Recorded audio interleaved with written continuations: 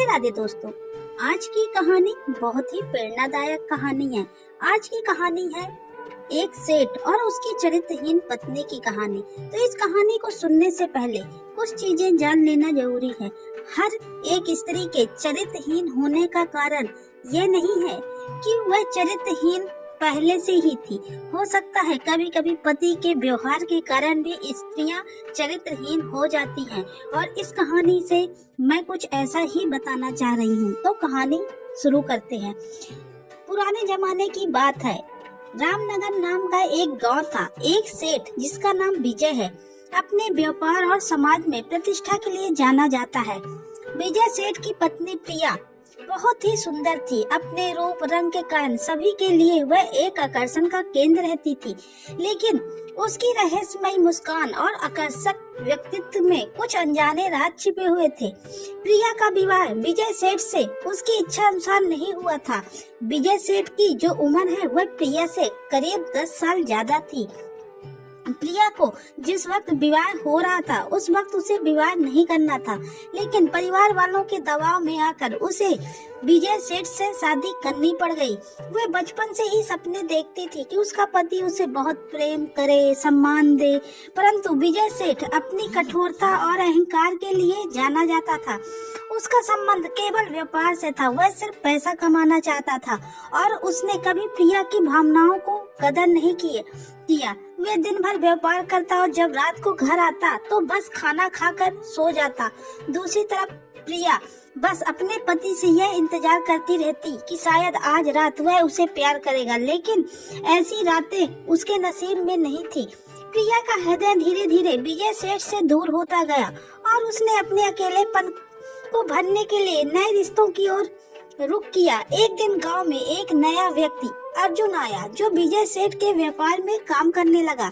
अर्जुन का व्यवहार बहुत स्नेहपूर्ण और विनम्र था और उसका हृदय स्वभाव से कोमल था। प्रिया ने अर्जुन में वह बात देख ली। एक दिन जब वह किसी काम से सेठ की दुकान गई तो वहाँ पर सेठ नहीं था और अर्जुन वहाँ पर था। अर्जुन को देखकर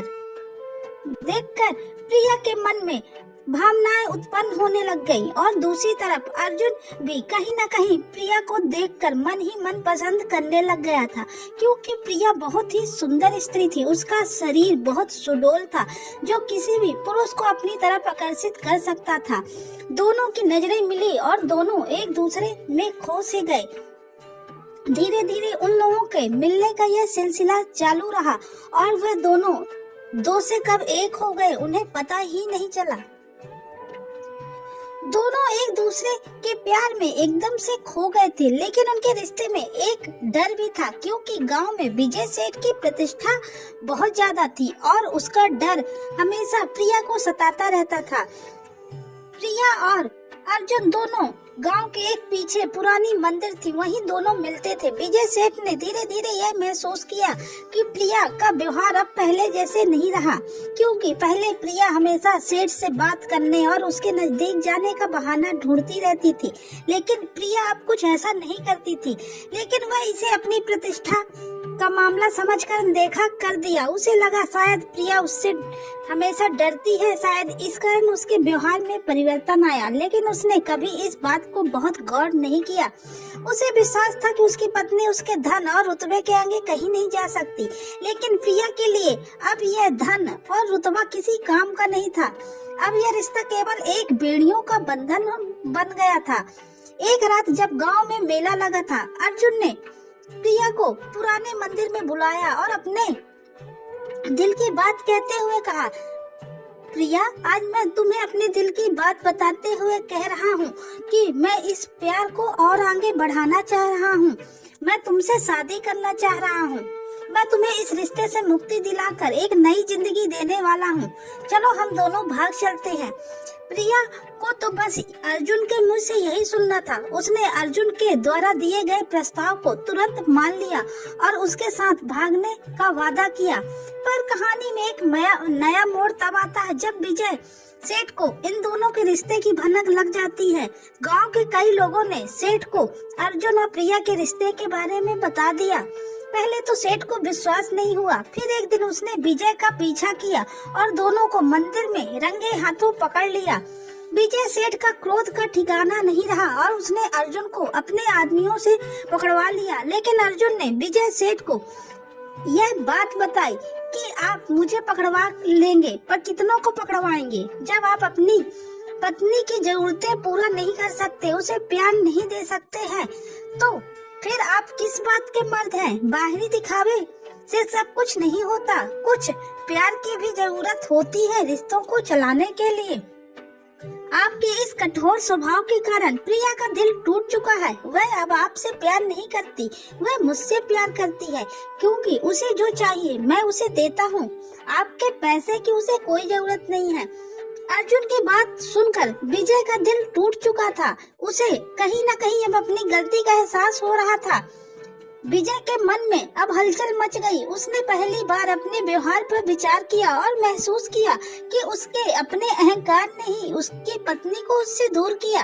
प्रिया ने भी अपनी गलती समझी। उसे भी यह गलती समझ में आ गई कि इस नाजायज रिश्ते का कोई मतलब नहीं है। अगर वह अर्जुन के साथ भाग जाती तो सेठ की तो बदनामी होती ही होती, उसके साथ साथ उसके माँ पिताजी की भी बदनामी होती, उनके संस्कारों पर उंगली उठाई जाती।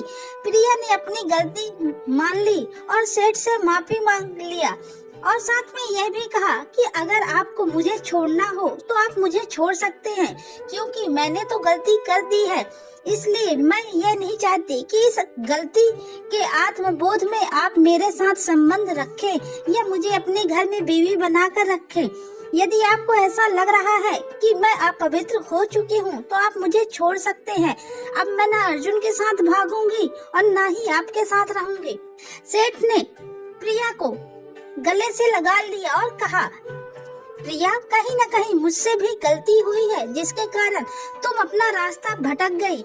अगर मैं तुम्हें वह प्यार देता तो शायद तुम्हें वह कभी कदम उठाना ही नहीं पड़ता जो कदम तुमने उठा लिया और तुम अर्जुन के समीप चली गई। अगर वही प्यार मैं तुम्हें देता तो तुम्हारे मन में यह विचार कभी नहीं आता। इसलिए गलती तो मेरी भी है, मुझे भी माफ कर दो।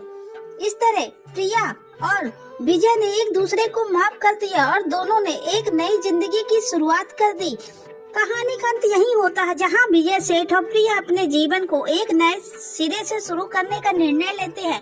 विजय सेठ अपने अहंकार को छोड़कर प्रिया के साथ प्रेम और आदर का रिश्ता बनाने की कोशिश करता है और प्रिया भी अपनी भावनाओं को फिर से उसके साथ बांटने के लिए तैयार होती है। इस कहानी से यह संदेश मिलता है कि कभी कभी स्त्रियों के चरित्रहीन होने का कारण केवल उनकी भावनाएं ही नहीं होती हैं, बल्कि उनके परिवार, उनका पति भी हो सकता है, क्योंकि उनकी जरूरतें न पूरी होने के कारण वे कभी कभी गलत रास्ता भटक जाती हैं। इसलिए हमें भी स्त्रियों की जरूरतों का ख्याल रखना चाहिए और पति लोगों को अपनी पत्नियों को वो प्यार और वह स्नेह देना चाहिए जिसकी वह हकदार है। तो यह कहानी आपको कैसी लगी और मेरे विचार आपको कैसे लगे, कमेंट्स करके जरूर बताइएगा। हम मिलते हैं आपसे अगले वीडियो के साथ, तब तक के लिए राधे राधे।